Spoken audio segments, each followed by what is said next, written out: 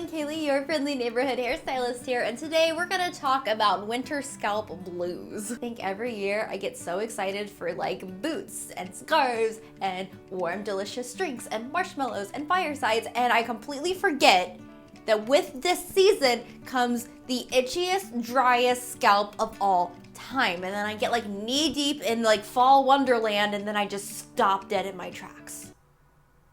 Because it's here. And I hate it. Winter scalp is itchy and it's dry and it's flaky. Why is it flaky? It's not fun, guys. And so I want to talk about how we can fix it. These answers are coming from me like as a person with a dry, itchy, flaky scalp, and me as a hairstylist who has had to learn lots of fun little facts to help combat all of this. So I hope you guys enjoy it. If you have any tips that I don't end up covering in this video, please comment down below, and I apologize in advance to all of you for making you itch your scalp, because I swear talking about an itchy scalp makes your scalp itch more. Am I right? Am I right? Yeah, I'm very right. I'm so right. Okay, let's get into it. First order of business, flakiness. Now, when it comes to flakiness, there's a bit of misconception, a little bit of fake news out there that I need to go ahead and talk about. And that is that anytime people see flakes in their hair, maybe on their shoulders from the scalp, they automatically call it dandruff, because we often associate just flakes with dandruff. But that's not the case. Flakes can actually come from a whole lot of things. Your scalp is just normal skin like the rest of your body, and it can flake for multiple reasons, like your elbows or your knees or anywhere else when it gets dry, gets flaky. Or if you didn't exfoliate your elbows or your knees, they get flaky. But flakes can also be caused by dandruff, and the proper name for dandruff is molluscazia. It's a fungal infection that can be treated with over-the-counter shampoos or more intense treatments from a dermatologist. The difference between the dry, under-exfoliated scalp and the dandruffy scalp are the size of the flakes and the texture of the flakes. We're getting very real. Don't worry, don't click away. I'm gonna be done really soon, I promise. The flakes with dry, under-exfoliated skin are gonna be very, very small, like very, very tiny little snowflakey. And then when you have larger flakes and they might feel a little greasy, a little waxy, I'm sorry, I told you we're gonna get real. That's more likely dandruff. And in addition, your scalp can be oily, scaly, and even red. And if that's the case, then you might want to ignore the steps I'm about to give and instead go pick up a dandruff shampoo from your local drugstore, take it home, give yourself a nice little scalp massage with a shampoo for a couple showers, see if that helps. You can also try tea tree oil and coconut oil. Those are natural antifungals. And if that doesn't help clear things up, I would get thee to a dermatologist so they can really help just get things sorted for you. And by the way, dandruff can be caused by like simple things like hormones and stress. It does not mean you're a bad person in any way. It's just something that happens, and I want to give you guys the tools to deal with it if you need to. Cool, that has been my PSA/TED Talk on the difference between dandruff and dry scalp. So glad I started the video with that. Let's talk about how to fix flakes that are caused by a dry or under-exfoliated scalp. The first thing you can do is exfoliate with a brush. Now, I am a big fan of shampooing scalp massage. Anytime you shampoo your hair, you should be massaging your scalp, because that's where oil and dirt and flakiness builds up. Now, you can do that with your fingers and that can make a huge difference, but if you're getting into winter and you need more, like I do right now, I really love shampoo brushes. You can get these anywhere from $1 to like $20. I went with the crazy one that like has massage settings, so it like vibrates like a little massage chair. It's so good. So I just put some shampoo in my hands, put it in, and then I just scrub around with this. It's especially good for those of you guys that like to go multiple days between washing your hair, because when you do wash your hair, you want to get it squeaky clean, like girl clean, and that will also elongate how long you can go between washing your hair. So, you know, so many benefits. And it does not have to be like a 5-minute, like I don't have the energy for that thing. Like, give yourself a 30-second massage. It will make you happier. Like, just go for it. No excuses. Shampoo brush. So there's the brush. And if a shampoo brush is like a loofah, then a scalp scrub is like a body scrub.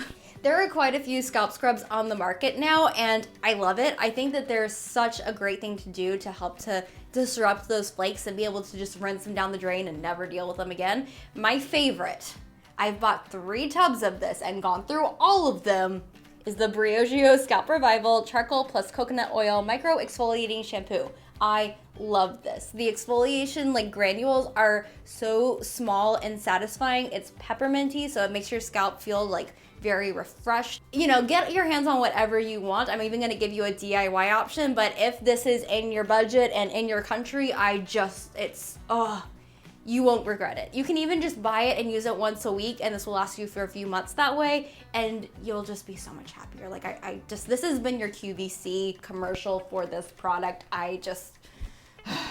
But there are other scalp scrubs out there at different price points, so I'll try to get that rounded up in the description box as well. Another option for kind of creating your own scalp scrub is to take baking soda and put that in your shampoo and use that as a shampoo, but the baking soda gives it, again, that kind of micro exfoliation, so that can help you to really exfoliate your scalp as well. And basically all you have to do is get your shampoo in your hand and add baking soda into it and just like mix it together and then use it in your hair.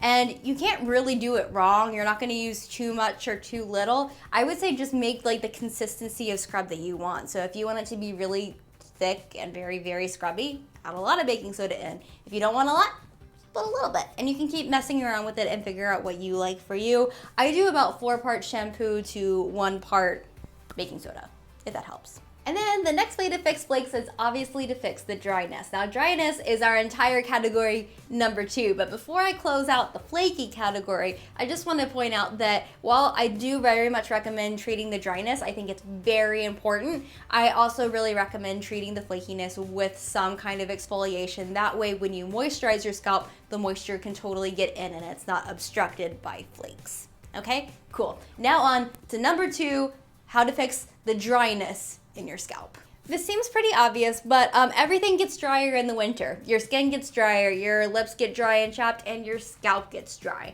And we can fix that both from the inside and the outside. I'm gonna talk about the outside right now. Now, caveat here, if your scalp is itchy and flaky and oily, it might be dandruff. So see my advice prior. But if you're noticing that your scalp is producing less oil than usual, then hey, if you're dealing with dryness, you're probably dealing with it everywhere, and we've got to add some moisture back in because your scalp is not self-moisturizing anymore. So the first pretty obvious thing you can do is use a more moisturizing shampoo. I think it's good to think about shampoos as kind of like face cleansers. You know, if you're dealing with drier skin, you're gonna use a less harsh, more moisturizing face wash. Do the same thing with your shampoo. I mean, they're literally right next door to each other. The logic does not have to stretch that far. And just adding in that extra little bit of moisture and maybe a little bit more gentleness into the shampooing routine can help from disrupting the natural oils as much, so that your scalp is able to kind of maintain a happy oil-water balance just a little bit better. And you can do creative things like use your normal shampoo one shower, use a more moisturizing one the other shower. You can mix them together in the shower and play like shower chemist. I've done both of those. Actually, I do the switching on and off all the time. And I do my shampoos more on like how my scalp feels going into the shower than anything else. If it feels dry when I'm getting in the shower, I'm gonna pull out my moisturizing shampoo. If my hair is super dirty, then I'm gonna pull out my like volumizing shampoo because it cleans more. You know, that kind of stuff. You just do your thing. So whatever you wanna do, whatever works. I'm just saying, get some more moisture in the sudsing routine. My next tip for adding more moisture into your scalp is a moisturizing scalp massage. Now, I have talked about this in a video before, which I will link above. It's got some winter hair care hacky tips if you want it. But the idea is that you're gonna either take a conditioner or an oil, and at the beginning of your shower, after you've wet your hair, you're going to put it through your roots and you're just gonna massage your roots. You can even grab your handy dandy shampoo brush and just like the conditioner that's already in your shower and just massage it in, because basically it's like rubbing in lotion to your skin. Like imagine like super flaky, ashy skin, like rubbing lotion into it, how satisfying that is. That's what it's gonna be for your scalp. And you can DIY it with some oil, like coconut oil is great, jojoba oil is great. I've heard great things about castor oil for your scalp.